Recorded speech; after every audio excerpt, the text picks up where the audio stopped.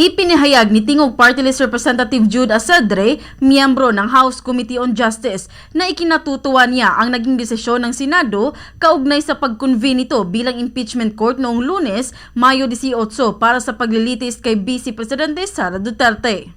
Ayon kay Asadre, sa eksklusibong panayam ng Bombo Radio Cebu bilang isang kongresista, ikinatutuwa niya ang hakbang na ito ng Senado dahil ganap nang nasimulan ang proseso ng impeachment complaint laban sa Vice Presidente. Dagdag pa niya, magkakaroon na ng pagkakataon ng mga prosecutor na ipakita ang kanilang mga hawak na ebidensya. Gayon din ang pagkakataon para masagot ang lahat ng mga aligasyon na kinasasangkutan ng Vice Presidente. Samantala, binanggit din ni Asadre na hindi niya nais na magkaroon ng pagkakahati-hati sa pagitan ng mga personalidad sa ilalim ng kasalukuyang pamumuno ni Senate President Alan Peter Cayetano sa impeachment complaint laban sa Vice Presidente, at para sa kanya, malinaw ang proseso ng konstitusyon. Kailangan tuparin ng Kamara ang mga tungkulin nito sa konstitusyon upang simulan at bumuo ng probable cause para sa nasabing impeachment. Dagdag pa nito, nagtalaga na rin sila ng mga prosecutor para sa impeachment trial, kaya't nanawagan siyang magtiwala na lamang sa bawat senador dahil gagawin din ng mga ito ang kanilang mga tungkulin. At sa huli, umaasa si Asadre na sa naturang impeachment trial ay magkakaroon ng pagiging patas, isang bukas na paglilitis na kinakailangan sa ilalim ng konstitusyon. Binigyang diin din ito na bagamat batid niyang ang bawat individual ay may kanya-kanyang political loyalties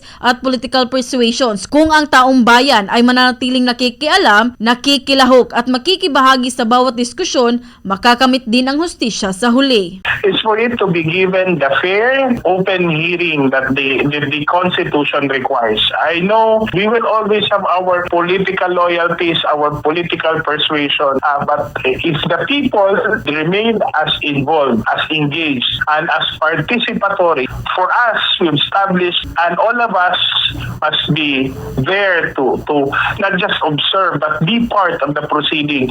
Mula rito sa lungsod at lalawigan ng Cebu, Bombo John Nakanyati, and this is Bombo Radio Philippines, the #1 and most trusted source of news and information. Basta Radio, Bombo!